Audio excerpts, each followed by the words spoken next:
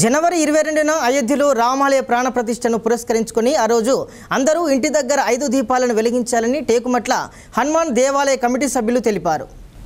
అయోధ్య నుండి వచ్చిన రాములవారి అక్షింతలకు టేకుమట్ల మండల కేంద్రంలోని హనుమాన్ దేవాలయంలో ప్రత్యేక పూజలు నిర్వహించారు. అనంతరం హనుమాన్ దేవాలయ కమిటీ ఆధ్వర్యంలో రాములవారి అక్షింతలతో వాడవాడల శోభయాత్ర నిర్వహించి ప్రజలందరికీ అక్షింతలను వితరణ చేశారు. ప్రజలందరూ కోరుకున్న ఉద్విగ్న క్షణం రాబోతుందని జనవరి 22న అయోధ్యలో రామాలయ ప్రాణ ప్రతిష్టను పురస్కరించుకొని ప్రతి ఒక్కరూ 5 దీపాలను వెలిగించాలని కమిటీ సభ్యులు కోరారు. ఈ కార్యక్రమంలో గ్రామ ప్రజలు హనుమాన్ భక్తులు పాల్గొన్నారు. మన జయశంకర్ జిల్లాలోని టేకుమట్ల మండల కేంద్రంలో ఒక మంచి కార్యక్రమాన్ని చేపట్టడం జరిగింది. అదేమంటే కొన్ని వందల సంవత్సరాల నుంచి ఎన్నో మన దేశ ప్రజలందరూ, యావత్ భారతదేశ ప్రజలందరూ కూడా కలలుగన్న అనేటువంటి పుణ్యదినము మనకు ఆసనమైంది.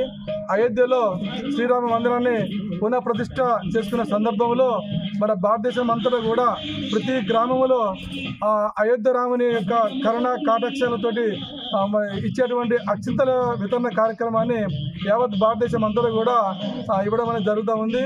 అందులో భాగంగా మన టేకుమట్ల గ్రామంలో హనుమాన్ టెంపుల్ నుండి ఈ గ్రామ ప్రజలందరూ కూడా ప్రతి ఒక్కరు కూడా ఐక్యంగా మన హిందూ సనాతన ధర్మాన్ని ఒక కంకణబద్దులై ఈ కార్యక్రమంలో విజయవంతం చేయడంలో పాలు పంచుకుంటూ ఒక కమిటీలాగా ఏర్పడి ప్రతి ఇంటింటికి వెళ్ళి వాళ్ళ మంగళారతులు తీసుకొస్తే వారికి మనకు శ్రీరాముని యొక్క అక్షింతలను వాళ్ళకు ఇచ్చివేసి వాటి యొక్క ప్రాధాన్యత గురించి వివరిస్తూ ఈ అక్షింతలను 22వ తారీఖు వరకు చాలా పుణ్య కార్యక్రమాలతో, పూజా కార్యక్రమాలతో ఇంట్లో నిర్వహిస్తూ ఆ 22వ తారీఖు మాత్రము ప్రతి ఒక్కరు కూడా ఇక్కడ రాముడు విగ్రహ ప్రతిష్టాపన జరిగిన తర్వాత ఆ రోజున మన భారతదేశం అంతా కూడా ఒక వెలుగుల పండుగ దీపావళి లాగా నిర్వహిస్తూ ప్రతి ఒక్కరు ఇంటి ముందు 5 దీపాలు, అంటే 5 దీపాలు తక్కువ కాకుండా 5 దీపాలను వెలిగిస్తూ ఒక దీపావళి పెద్ద బ్రహ్మాండమైనటువంటి పండుగ వాతావరణం నెలకొల్పుతూ అలాంటి అక్షింతలను ఆ పిల్లల యొక్క